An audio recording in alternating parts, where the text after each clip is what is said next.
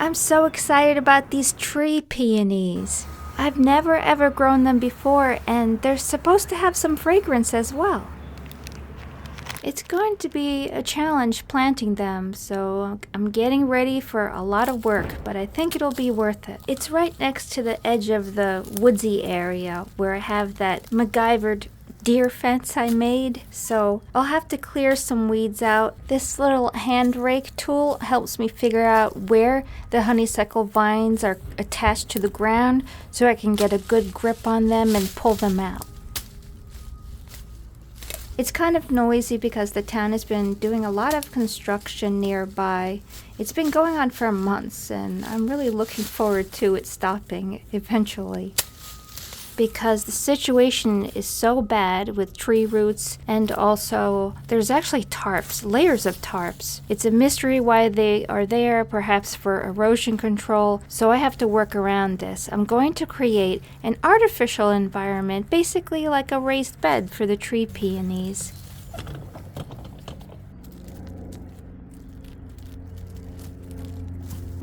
This soil was even harder before I put it in a pile and just let nature take over in the shade, and it's really softened it up quite a bit. So I'm going to add it to the compost, the perlite, and peat I plan to mix all together to create something substantial yet fast draining for the roots.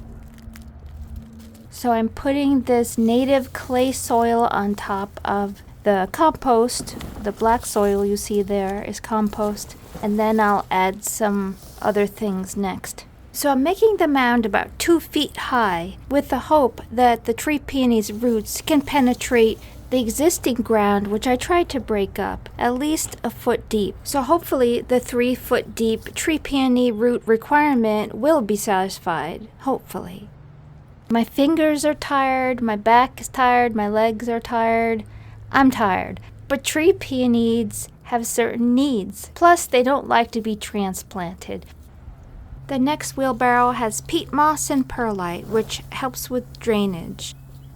It's so light and fluffy, almost too light and fluffy, so I'm just stepping on it to create some structure so rain won't wash it away.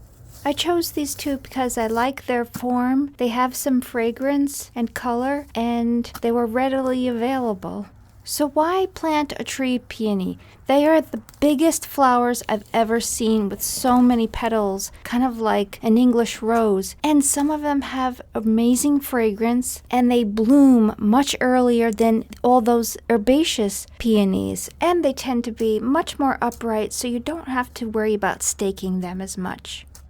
This is not the ideal environment. Look at that wall of weeds, like a tsunami coming this way, trying to smother everything in its path. I'm going to have to, really keep an eye on it and get in there and trim it back even more. But right now, the plant is tiny, and I'm just gonna do this. I'm exhausted. Tree peonies are expensive, and the reason is because they are very slow growing.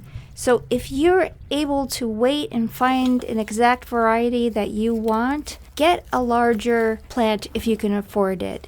These are only 1-year-old grafts, and they were $60. So if you can afford it, get a bigger plant so you don't have to wait 3 years for flowers.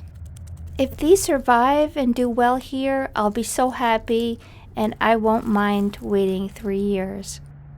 I guess they're growing sideways because they were breaking dormancy through the box. They ship all the way from Holland. I didn't realize Breck's company would take so long. It took 2 weeks in shipping. I probably should have removed that little growth there because this is a grafted tree peony, and tree peonies are often grafted to an herbaceous peony. So that little growth is an herbaceous peony. That's not what we want when we pay this extra money for a tree peony. Also, it's important to note that planting tree peonies is different from herbaceous peonies. Herbaceous peonies should not be planted deeply because it can interfere with flowering. However, tree peonies need to be planted deeply. The soil line should be about 6 inches above the graft. This prevents that herbaceous peony from taking over the tree peony.